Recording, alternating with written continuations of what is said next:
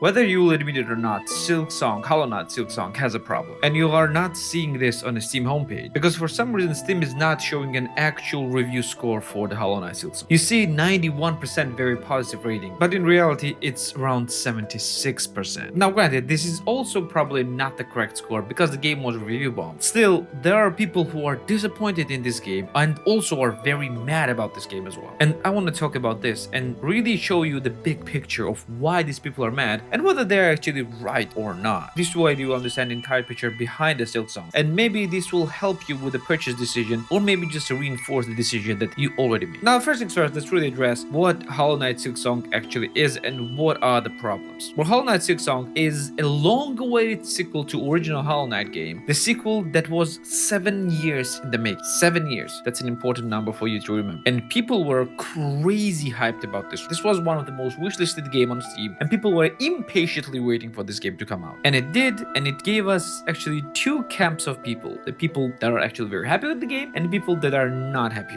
with the game. And for now, you are mainly hearing the happy people, but as the hype will die down, you will start hearing unhappy ones as well. Now, first, the biggest number of people that are unhappy with the game are the people that are saying that this game is too hard. And many people will agree with them, while others will disagree. So what is it? Is it hard or is it not hard? If you want to purchase the game, should you expect something that is punishingly hard or something that you can actually manage? Now, first things first, let me give you this question. If the company of your beloved game is developing the sequel for the game that you want, what do you want them to do? Do you want them to cater towards the fans of original game and make just bigger and better game that was compared to original? Or you want them to cater more towards the newer players to go for the broader audiences? Now, I'm interested in your answers, but most likely, probably the best answer for this will be to cater towards the fans of the game, because this is the core audience of the game. This is the people that will probably buy your game first, and probably this is the audience that will actually buy game anyway, while newer audiences will probably just jump on hype with the original fans, not without them. Now, to cater towards the fans of original game, you will have to assume that, well, fans have actually played the original game and most likely completed that as well, so this will be the starting point for the sequel. Well, that's what Silksong exactly did. Silksong is not supposed to be played by people who have never played Hollow Knight or who have never played any Metroidvania. So saying that this game is way too difficult is really dishonest. It's like when people who have only played Skyrim suddenly started playing Elden Ring and are complaining this game is too hard. Silksong is not too hard. It's not way harder than original Hollow Knight, and it's not even the hardest Metroidvania there is. Yes, I would say that this is maybe a little bit harder a bit later in the game than original Hollow Knight because it's supposed to be, and probably the biggest challenge and the biggest difficulty is with the diagonal pogo jump, and that's the thing that people do not like, but it's just how the game's supposed to be. It's made for the fans of the original, and fans of original will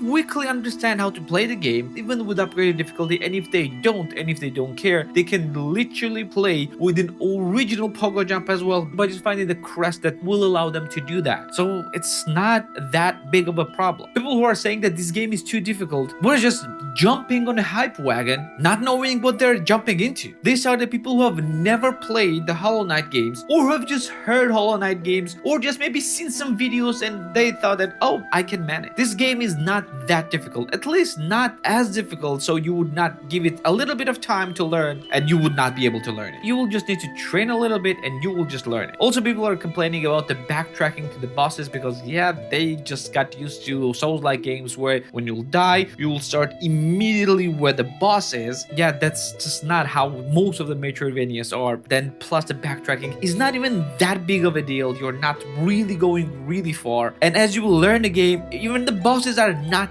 that difficult. You just need to learn the game. That's what it is. You want to beat the bosses without actually playing the game and without actually learning how to play the game? That's just dumb. And why would you ever want to do that? And that's a problem that people have. And weirdly enough, the large amount of people have the complete opposite problem. They think that game is actually too easy. Yes, if you'll scroll through the reviews, you will find that there are a lot of people who are complaining how easy the game is and how much difficulty spike they expected compared to the first game, which was easy for them as well. And because the second game is actually much faster, much more agile, and I mean faster main character, not faster bosses, they feel like this game might be actually even easier than the first game, and they're not happy with that. Now, do I agree with those people? Maybe a little bit, but I think this is like completely different can of worms. There always will be people that are too good at playing games and want something that is way too difficult for absolute majority of people, and that's just how it is. It will always be like this. For many people, Elden Ring was too easy as well. For many people, Dark Souls games are way too easy as well. So yeah, you just cannot please everyone. That's not a big problem. And even though game actually has issue, I'm not gonna deny that game is without flaws. This difficulty is not that big of an issue. The issue is very samey locations that look basically exactly the same. The issue is very slow beginning before you will actually unlock and learn how to play the game properly. The issue is that when you actually learn the game, it will become quite easy. And the issue is maybe that game is not too long. Now, speaking of not too long, let's talk about another thing that people have an issue with, and it's the price of the game. Weird, right? Game is $20. Full price $20 game, and for many regions it's even cheaper. Like for example, for my region, it's just $10. Why is that an issue? Well, you see, the people who have the issue with that are usually the members of the gaming industry, like the game reviewers, game journalists, and game devs. Many of them think that the pricing the game that is that hype that cheaply just devalues all the other games and makes it much more difficult for indie devs to, well, show themselves and price the game properly. Many are saying that this game should not cost $20, it should cost $40, $50, and maybe some even say $60. But you know what? Let's analyze that, because they're not looking at an actual big picture. The Team Cherry actually did very well with the pricing of the game. Now, let's say that this game is $60 game. Although, you know what? Let's go lower. Let's say that this is a $40 game. Well, first things first, compared to original game, which it will be much worse deal, because yeah,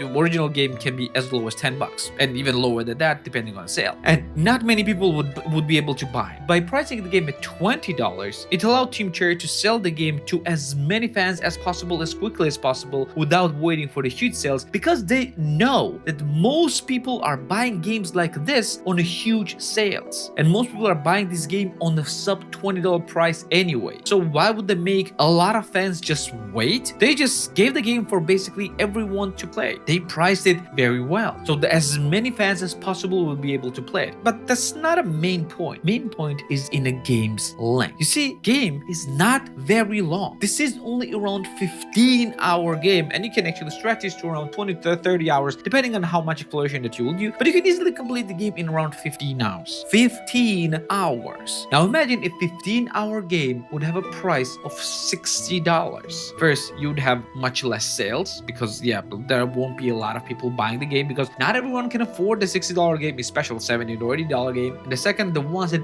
would afford it would not be happy because they paid $60 for just 15 hours of gameplay. Now also, it's all depending on how good those 15 hours are, but many people are buying games based on how long the games are, how much time they can take from the money that they pay. And when they would hear that this is only a 15-hour game, they would not pay more than $20 anyways anytime soon. Team Cherry knew that. They knew exact length of the game, and they knew exactly how much they would price it, and they did it absolutely perfectly. And everyone who are complaining about this are just talking out of their asses, because this is not the correct way to complain about this game. This is not the thing that you should complain about. This is a 15-hour game priced at $20. Why does it matter how hyped it is? Hype just increases the number of sales, not that devalues the prices of other games. But even more importantly, this game is available for free, in quotes for free, on a Game Pass as well. So why you are not mad that this is devaluing the price of the game, because people can actually get it for $0 extra?